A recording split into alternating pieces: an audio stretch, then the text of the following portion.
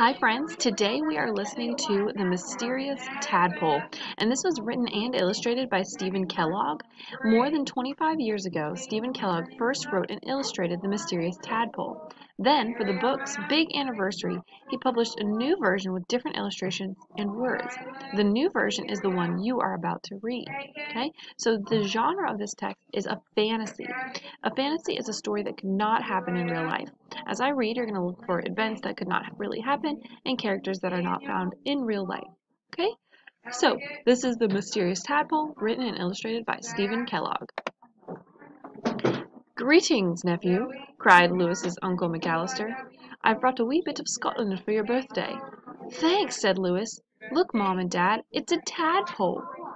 Lewis named him Alphonse and promised to take very good care of him. Lewis took Alphonse to school for show and tell. "Class, here we have a splendid example of a tadpole," exclaimed Mrs. Shelbert. "Let's ask Lewis to bring it back every week so we can watch it become a frog." Miss Shelbert was amazed to see how quickly Alphonse grew. "Maybe it's because he only eats cheeseburgers," said Lewis. When Alphonse became too big for his jar, Lewis moved him to the kitchen sink. "He's the perfect pet," said Lewis. Lewis and Alphonse loved to play games. "Be careful, Lewis," said his mother. "The living room is not a soccer field. Something is going to get broken." And she was right. That same day the soccer ball slammed into Aunt Tabitha's antique lamp. "This tadpole is out of control," said Lewis's mother. "Something must be done." "It won't happen again," promised Lewis. "I'll take Alphonse to obedience school."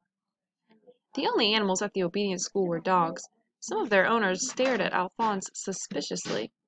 "Pretend you're a dog," whispered Lewis. Alphonse tried to bark, but it sounded like a burp. "Hold on a minute," said the trainer. "What kind of dog is this?"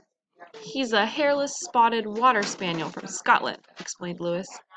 Alphonse quickly learned to sit, stay, and retrieve. He graduated at the top of his class. "My parents will be very pleased," said Lewis.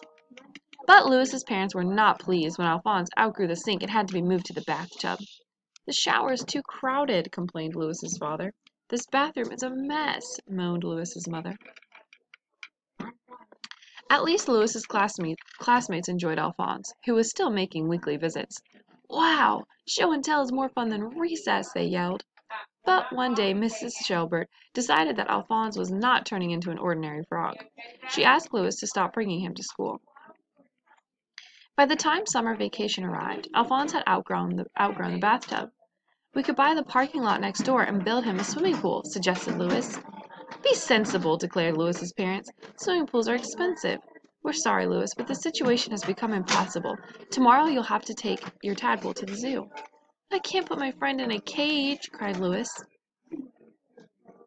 That night Lewis was very sad, until he remembered that the gym in the nearby high school had a swimming pool. Lewis hid Alphonse under a carpet and smuggled him inside. "Nobody uses this place during the summer," whispered Lewis. "You'll be safe here." After making sure that Alphonse felt at home, Lewis said goodbye. "I'll be back tomorrow with a big pile of cheeseburgers," he promised. Lewis came every afternoon to play with Alphonse. In the mornings he earned the money for cheeseburgers by delivering newspapers. The training continued as well. Lewis would say, "Alphonse, retrieve," and Alphonse would succeed every time. As summer vacation passed, Lewis became more and more worried about what would happen to Alphonse when the high school kids returned. After his first day of classes, Lewis ran to the high school and found the gym bustling with activity. The swim team was heading for the pool. "Stop!" cried Lewis. "On your mark," bellowed the coach. "Get set!" "Excuse me, sir," said Lewis. "Go!" roared the coach. Alphonse rose to the surface to welcome the swimmers. "It's a submarine from another planet!" shrieked the coach. "Call the police! Call the Navy!" "No, it's only a tadpole," said Lewis. "He's my pet." The coach was upset and confused. "You have until tomorrow," he cried, "to get that creature out of the pool." Lewis telephoned his friend, Miss Severs, the librarian, and asked for her help. "I'll be right there," she said. Miss Severs rushed to meet Lewis at the high school.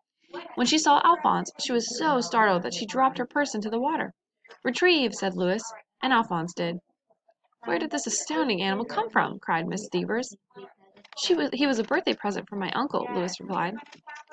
Miss Severs telephoned to Uncle McAllister. "Oh, the wee tadpole," he said. "Why, he came from the lake nearby.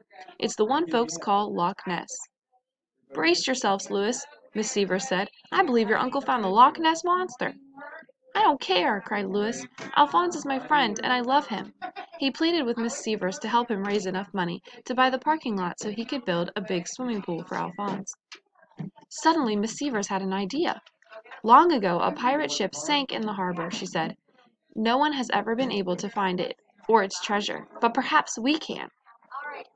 The next morning they drove to the harbor and rented a boat. "This is a treasure chest," cried Louis. "Retrieve!" Alphonse disappeared under the water and returned with the chest.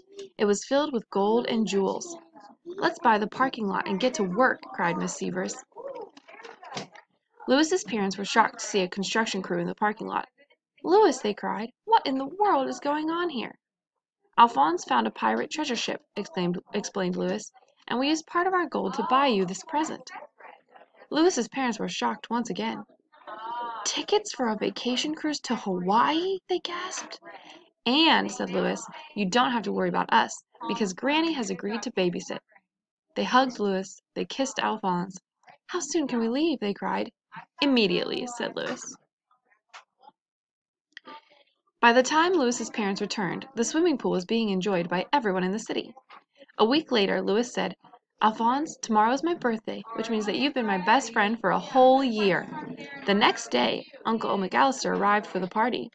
"Greetings, Louis, my lad," he exclaimed. "I've come with a curious stone from the hills of Scotland. Happy birthday!" "Wow, thanks," said Louis. Suddenly the stone began to tremble and crack.